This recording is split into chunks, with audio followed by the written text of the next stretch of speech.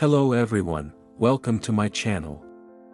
Today I'll continue with the Mayflower chapter of American history.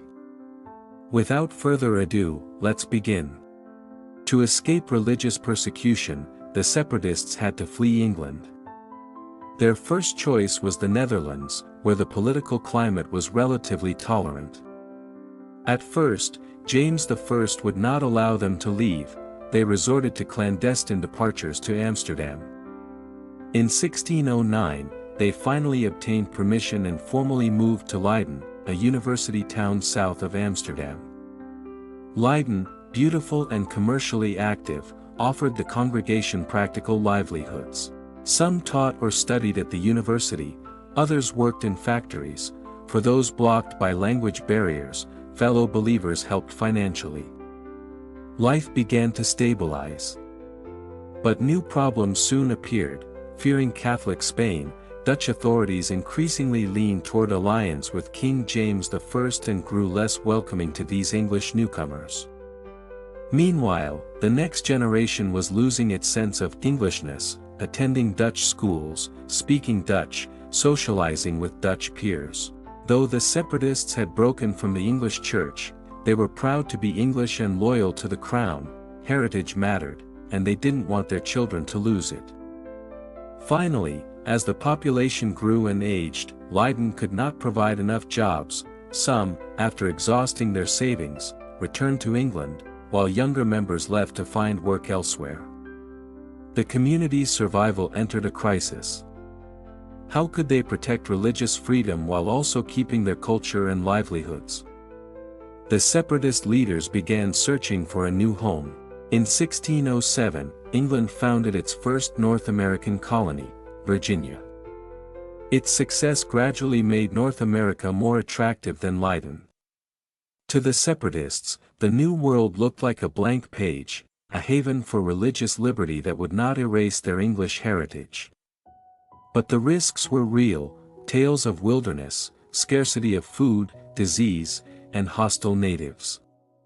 In the end, hope for freedom overcame fear of the unknown, and preparations for migration began.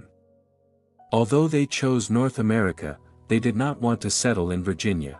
Virginia felt thoroughly English, Anglican and conservative, and they feared their religious liberty would be compromised. So they sent delegates to negotiate with the English government for land north of Virginia. A trading concern, the London Company, also offered to back the voyage in exchange for future interests. Negotiations dragged on, and the company had problems. Not until late 1619 did the separatists receive preliminary permission to settle north of Virginia, in a region to be called New England, outside Virginia's jurisdiction. Why seek the king's permission at all? Because settlement is only the beginning. Development requires trade. Only with royal authorization could a colony trade legally with England. That legitimacy was a colony's lifeline, and the crown's lever of control. A colony worked like a company. Without that charter, there would be no investors. After receiving preliminary permission, they hurried to prepare. Families sold property and purchased food, tools, and building supplies. Uncertain about the new world, they chose younger, stronger households for the first voyage. Brewster and Bradford, with their families, joined. Robinson stayed in Leighton to lead those who would follow later. They chartered two ships, the larger Mayflower and the smaller Speedwell. The plan was to keep Speedwell as a fishing boat in America, and the crew signed a one-year contract. As for what the Mayflower truly looked like, no one now knows. 2 years after the voyage, she was broken up. Historians infer a typical merchantman, roughly 27.4 to 33.5 m long and 7.6 m wide. In July 1620, Speedwell left Leighton for Southampton, England. There they met Mayflower and other colonists. On August 15 they sailed for North America. But Speedwell leaked soon after departure. Both ships put in at Dartmouth for repairs, then sailed again, only to have Speedwell leak again, forcing another stop at Plymouth. Clearly unreliable, Speedwell could not risk the Atlantic, Mayflower would go alone. There were 121 passengers across both ships. Finally 102 were chosen to board Mayflower, half from Leighton separatists, the rest company-organized colonists. Only later did they learn the bitter truth: Speedwell may have been sabotaged by some crew to force contract release and avoid hardship, thus missing its chance at lasting fame. On September 16, 1620, the Mayflower left Plymouth, England, bound for North America. From this point, the separatists can be called Puritans, their own chosen name. For years they had held to their faith, left their homeland, and endured hardship. Now, driven by religious liberty, they set out once more across a vast and uncertain sea. Today the Mayflower stands in memory as a one-way passage to a new life, and the Puritan story has flowed into America's mainstream culture. Americans' intense love of freedom, and appetite for adventure, can trace roots to these voyagers. At first, the voyage went relatively smoothly. But after more than half the passage, a storm struck. A spar snapped, and a crewman was swept overboard. He clung to a rope and survived. Many urged a return to England, yet they repaired the ship with the tools they had and pressed on. The storm changed their course. By agreement with the English authorities they had intended to land at the Hudson River, near present-day New York City. But the gales blew them north, toward what is now Massachusetts. During the long voyage, one passenger and one crewman died of illness, and a baby was born at sea. On November 21, 1620, they sighted land at last.